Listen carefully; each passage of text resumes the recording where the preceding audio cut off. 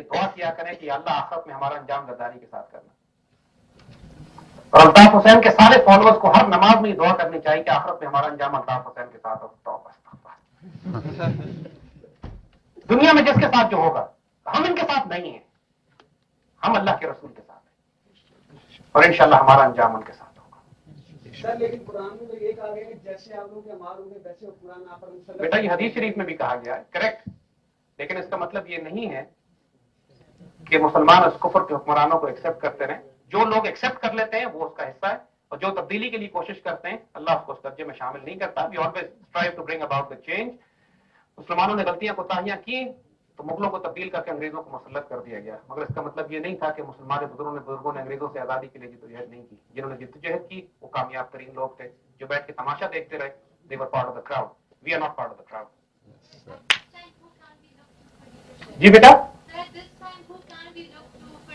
With in yourself میرے بیٹا, within yourself leadership are you. میں آپ کو واقعات بتاتا ہوں 2-3. دیکھیے, Imam Khomeini was living Iran. شاہ نے ان کو ایران سے نکال باہر کیا. That was in 50s, early 60s کی بات تھی. تو خمینی بڑے آئیڈیولوجیکل ریولوشن ایران میں بلڈ کرنا چاہ رہے تھے, تو شاہ نے پکڑ کے جہاز میں بٹھایا, فرانس کو دیا, ان کو ایگزائل کر دیا اور کہا کہ آپ تو کہا کرتے تھے کہ میری فوج بہت بڑی ہے, کہاں ہے فوج آپ کی؟ تو Khomeini at that time told Shah of Iran, yes my army is there but it is in the laps of their mothers. اپنی ماں کی گود میں. اور وہی 20 سال کے بعد جو اسٹوڈنٹس تھے, ہزاروں کے زمانے میں انٹرنیٹ وغیرہ نہیں ہوتا تھا, تو ہزاروں کی تعداد میں فرانس سے وہ کیسٹس اپنے چھوٹے چھوٹے لیکچر ریکارڈ کر کے وہ اسٹوڈنٹس کے پاس پہنچتے تھے. اسٹوڈنٹس پورے ایران میں ڈسٹریبیوٹ کرتے تھے. یونیورسٹی سے ریولوشن بلڈ ہو گئی. All your ages. Quaid Azam نے جب پاکستان بنانا تھا تو پورے ہندوستان میں پریکٹیکلی ان کو کوئی گروپ سپورٹ نہیں کر رہا تھا. ریلیجس ایلیمنٹس مدرسے کے لوگوں نے تو ابینڈن کر دیا. پریکٹیکلی آج بھی وہ سب سے بڑا المیہ اس امت کا یہی ہوا ہے کہ ہمارا جو دینی طبقہ ہے, علماء ہیں, اسکالرز ہیں, سوائے ڈاکٹر اشفاق صاحب کے جنہوں نے اقبال کو ساتھ لے کے چلے, ہمیشہ پروموٹ کرتے ہیں, باقی پریکٹیکلی تمام جو کلاسیکل ہمارے مدارس کے علماء ہیں وہاں پہ اقبال پڑھانا حرام ہے. واٹ بد نصیبی ہوتے امت, کیسی بد نصیبی ہے ان کی بھی قوم کی. اقبال کو داڑھی منڈا, داڑھی شیو ہوئی بھی, امریکہ یورپ سے پڑھ کر آیا, ہمیں کیا سکھائے گا یہ kind of an attitude without realising کہ یار حکمت کی بات تو کہیں سے بھی لے سکتا ہے. تو اس وقت بھی قائد اعظم کو, جب قائد اعظم کو کافر اعظم کہہ دیا گیا تھا, اسکالر نے کہا تھا, علماء نے بڑے بڑے کافر اعظم کا, اس وقت آپ علی گڑھ گئے and you told the children کہ مجھے پاکستان بنانے کے لیے ٹروپس چاہیے, we need soldiers.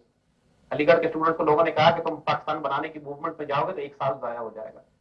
In students نے کہا اعتراض کرنے والوں کو کہ ہمارا تو 1 سال ضائع ہوگا, لیکن ہم نہ نکلے تو امت کے سینکڑوں سال ضائع ہو جائیں گے.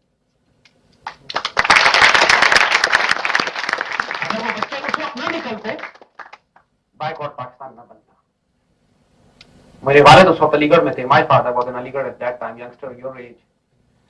تو ان لوگوں کو, چونکہ انڈیا سے تھے نا, ان لوگوں کو پشتو تو آتی نہیں تھی, ان کے گروپ کو بھیج دیا گیا فرنٹیئر میں کہ وہاں پہ یہ فرنٹیئر گاندھی والے جو ہیں, جو عوامی نیشنل پارٹی زمانے بڑی ڈیمنٹ, وہ کانگریس کے ساتھ تھے, کانگریس سے گاندھی کہلاتے تھے. وہ انگریزوں کے ساتھ مل کے چاہ رہے تھے کہ فرنٹیئر کو پاکستان سے الگ کر لیا جائے, افغانستان سے ملا دیا جائے.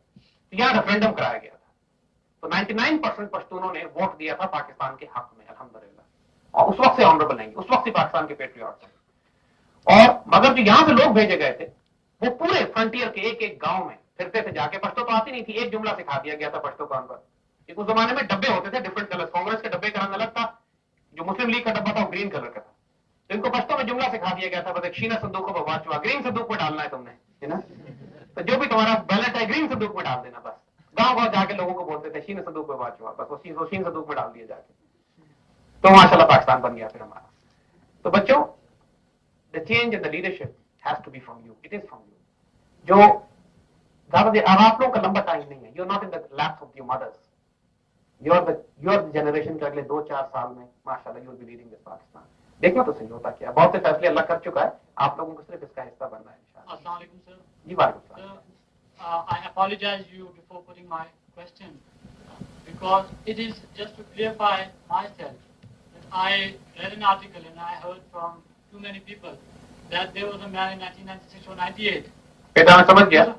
I got your point. بیٹا یہ بتاؤ,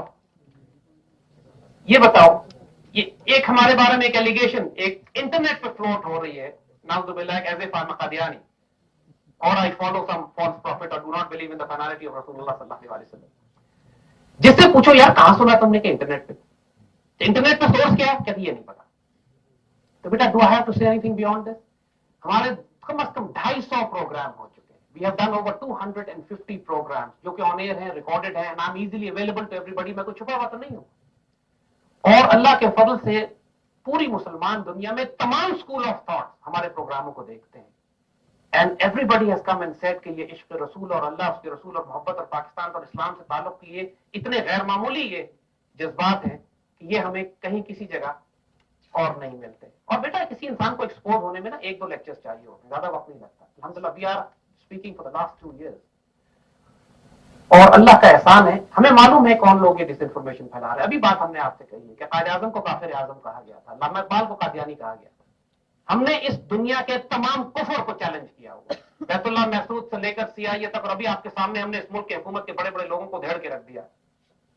आपके ख्याल में ये काउंटर अटैक नहीं करेंगे? It is very understandable. इस मुल्क में सबसे आसान तरीका किसी इंसान की क्रेडिबिलिटी को खराब करने का ये कि ये ISI के लिए काम करते हैं, CIA के लिए काम करते हैं, ये कादियानी है ना। इंसान को अल्लाह ताला ने जो फहम और फिरासत दी है, जो शरीयत के तकाजे हैं, हम यही सवाल लोगों से करते हैं कि यार मेरी कोई बात कुरान सुन्नत के खिलाफ तो नहीं लगी जब तक मैंने कही है? कहते नहीं। फिर तुम्हें क्या प्रॉब्लम है? क्या नेट पे पढ़ा है? इसका मैं क्या जवाब दूं? साहब सर जी बेटा। सर हमने सवाल पे ऑपरेशन किया, ठीक है, और हम वजिस्तान में ऑपरेशन कर रहे हैं, ठीक है। हम टेररिज्म को कुचल रहे हैं, लेकिन उसके रूट कॉज को हम ना पहचान रहे हैं और ना हम उसको। बेटा गॉट के पॉइंट। यहाँ पे हम 1 सेकंड के लिए रुकेंगे। आखिरी सवाल, इसका सवाल हम समझ गए, बेटे का जवाब भी आपको दे देते हैं, इसी पे हम कंक्लूड भी करेंगे अभी का। बेटे ने कहा है कि टेररिज्म के रूट कॉज की तरफ हम क्यों नहीं जा रहे। इसके लिए छोटा सा वाकया आपको सुनाते हैं, very very wise, very symbolic but very relevant. हमारे देहाती विजडम जो होती है ना, गांव वगैरह में जो विलेज विजडम है, that's really profound. Ashfaq Ahmad साहब के लेक्चर्स अगर आप सुने, खासतौर पे जाविया में, तो हमेशा विलेज विजडम सुनाया करते थे आपको। तो एक गांव के कुएं में कुत्ता गिर गया, तो सारे लोग गांव के मौलवी साहब के पास गए कि कुआं नापाक हो गया, इसको पाक करने की जरूरत है, हम कैसे पाक करें? उन्होंने कहा जी शरीयत में इसका तरीका बताया हुआ है, पानी के इतने डोल निकाल के फेंक दो, कुआं पाक हो जाएगा, उसके बाद तुम कुआं पानी इस्तेमाल करो। चंद दिनों के बाद मौलवी साहब दोबारा उस कुएं में पहुंचे, पानी निकाला तो बदबू आ रही थी। पूछा ये क्या हुआ?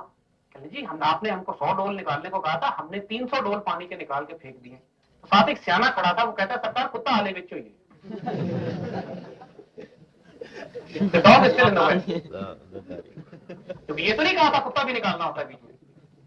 So इस पूरे रीजन में जो इस वक्त नेशनल सिक्योरिटी क्राइसिस हमें हुआ होगा, इंटरनल एंड एक्सटर्नल, हम एक जो जंगें लड़ रहे हैं, बिल्कुल ठीक बेटे ने कहा, ये रिएक्टिव वॉर है।